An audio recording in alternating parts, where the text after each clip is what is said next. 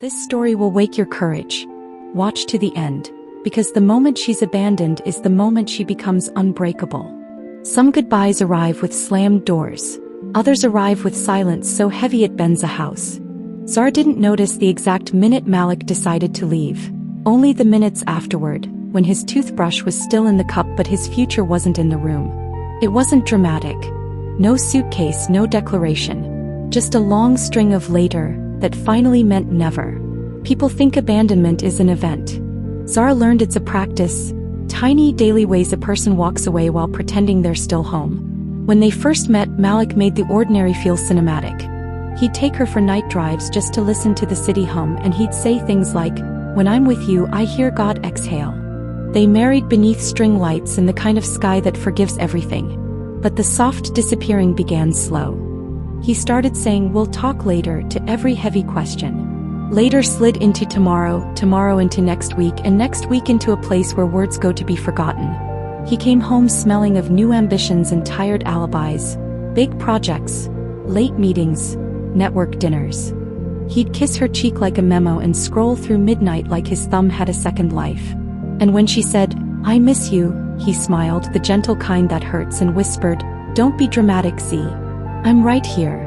But right here isn't the same as with me. On a rainy Thursday, Zara's car refused to start. She called Malik. Straight to voicemail. She messaged, "Can you pick me? I'm stranded. 10 minutes. 20. No reply. A rideshare driver finally pulled up. As she opened the door, Malik's message arrived. Utund. Quick errand. You good? Before she could type, her phone lit up with Tun's Instagram story. A glass clinking under neon lights. Tagged at a lounge across town, with Malik laughing in the background. Zara froze in the rain, screen glowing like a confession it didn't mean to make. She slid into the car and said nothing all the way home. She didn't cry. She listened to the sound of something important relocating inside her. For weeks, the apartment felt like two countries sharing one kitchen. Malik's clock. Late departures, later returns, earphones in. Zara's clock. A kettle, a prayer list, a voice that kept choosing mercy. When she tried to plan a date night, he thumbed his calendar and said, "This month is crazy." When she tried to plan a conversation, he said, "Not tonight, Z. I'm exhausted." The absence wasn't loud. It was methodical. A jacket tossed on a chair. Shoes in the hallway. Evidence of a presence, proof of a vacancy. On a Tuesday, she set the table for two anyway, her last experiment with hope. Malik texted at 8:14 p.m. "Don't wait up. Work dinner. Proud of you." Proud of what? The empty chair? She ate slowly as if chewing could keep her from breaking. That night she opened the closet and noticed a duffel bag missing. No note. No announcement. Just space where certainty used to hang. By Friday she decided to stop guessing. When Malik finally came home, she met him at the door with steady eyes. "Are you leaving me?" she asked. "Or just practicing?" He blinked. "Why are you always like this? Like honest?" He laughed, a small cruel sound. "I'm doing my best." "Your best is a ghost," she said carefully. "Does she know you're married to one?" His jaw tightened. "Don't start. Then finish," she replied. He stepped past her, took a shower that sounded like applause for a performance she didn't attend, and fell asleep on the couch. At dawn, Zara woke to silence. The duffel was gone. The spare key wasn't on its hook. She stood in the doorway, holding a tea that no longer opened a person.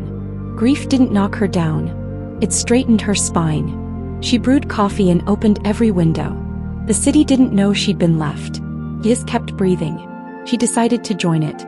First, she wrote a timeline. Dates, facts, screenshots of messages she'd ignored. Not for court. For clarity. Then she called Aunt Saad, the one who never mistook politeness for peace. "He left," Zara said. Saad exhaled. "Baby, he's been leaving. Today he just took luggage." "What do I do now?" "Clean the house," Saad said. "Then clean the story. The house makes room for your life. The story makes room for your strength." Zara laughed, a weak bright sound she hadn't made in months. She cleaned. She tossed old receipts, love notes that didn't age well, a hoodie that smelled like almost. When she finished, the apartment felt vacant but honest. And honest was a good start. At noon, Malik's text arrived. Need time. Not sure what I want. Don't make this harder. Zara stared at the words. Cowardice typed politely. He typed nothing back. Instead, she recorded a voice note. Calm, precise. Thank you for telling me what I couldn't make myself say. Take all the time. I won't be here when you're done using it. She hit send, then blocked the number. Not to punish him, to protect the peace she hadn't met yet. The days that followed looked ordinary from the outside and historic from within. She started running at dawn, not from pain but with it, until the asphalt learned her story. She joined a small support circle at church for women who loved men who vanished in slow motion. She learned the strange math of healing. Grief shared is grief divided. On Saturdays, she visited Nana, a seamstress who'd stitched the waistband on Zara's wedding dress and the hem on her first interview suit. Nana didn't ask for details. She set a teacup down and said, "Nothing wrong with a woman starting again. Rain starts again. Morning starts again.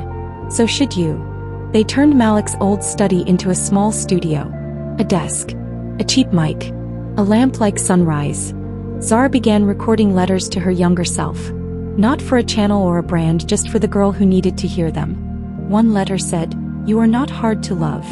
You are just not a good place to hide." She cried after that one, but it was the clean kind of crying, the kind that waters a new field. 3 months passed. Zara's feet learned new routes. Her heart learned new weather. Then one evening a message slipped through, Malik's email. "I messed up. I panicked. Won't talk.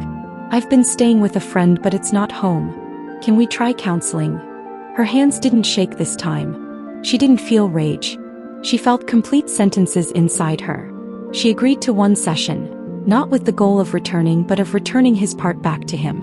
In the room he looked smaller, like a man who'd just discovered the cost of all his discounts. "I never meant to hurt you," he said. "You meant to avoid yourself," she replied. "I was just in the room." "I miss you," he tried. "I miss the woman I was supposed to be with you," she said. "That's different." He talked about stress, fear, childhood wounds. She didn't disrespect the truth. She simply refused to be its casualty. The therapist asked, "Zara, what do you choose?" She looked at the tissue crumpled in Malik's hand, at the window, at the life waiting just outside the glass. "I choose to stop waiting," she said. "I choose the version of me who doesn't bargain with abandonment." Malik nodded slowly, the way a person nods on the day they meet consequences. They walked out separately. She didn't cry in the parking lot. She put both hands on the steering wheel and whispered, "Thank you." It wasn't for the pain. It was for the permission hidden in it. Zara moved to a smaller apartment with a modest light. She kept plants alive and let old fears die. She framed a photo of her bare hands holding a house key, a reminder that the door worth opening now was hers. On Sundays she served with the women's group, not as a survivor on display, but as a sister with map skills. She laughed more. She sang again, quietly, while stirring stew, while folding warm laundry, while choosing a dress for no reason. Her letters became short podcasts. Messages from strangers filled her inbox. "I left because of your second episode. I stopped apologizing for being abandoned. I started running. I'm breathing again." She smiled at the irony. Malik left and 1,000 women arrived. One evening she passed the lounge where Tun's old story had once exposed a life she didn't want. Music spilled onto the sidewalk. She paused, not from sadness, but from awe at the distance she'd traveled on the map inside. She adjusted her earphones, looked at her reflection in the glass and kept walking, not toward a man, not away from one, toward herself. And somewhere between the corner and the crosswalk, the word abandoned finally shook loose and fell behind her. Insights into my story. 1. Abandonment is a practice. It shows up in cancelled conversations, delayed truths, and careful phones. Believe the pattern. 2. Evidence clarifies mercy. Writing a timeline isn't cruel.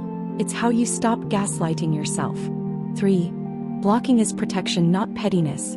Boundaries are a love letter to your future. 4. Start again on purpose. Clean the house, then clean the story. Both need room for who you're becoming. 5. Return the pain to its owner. Attend the talk if you must, but choose the life that doesn't keep you waiting. 6. Your healing helps more than you. When you rise, someone else learns it's possible. That's ministry. If you've ever been left slowly, hear me. You are not hard to love. You're just not a hiding place. Comment, I'm done waiting, if this gave you courage tonight. Subscribe to Echoes of Her Tears for original, cinematic stories where heartbreak becomes holy wisdom and peace finally moves in.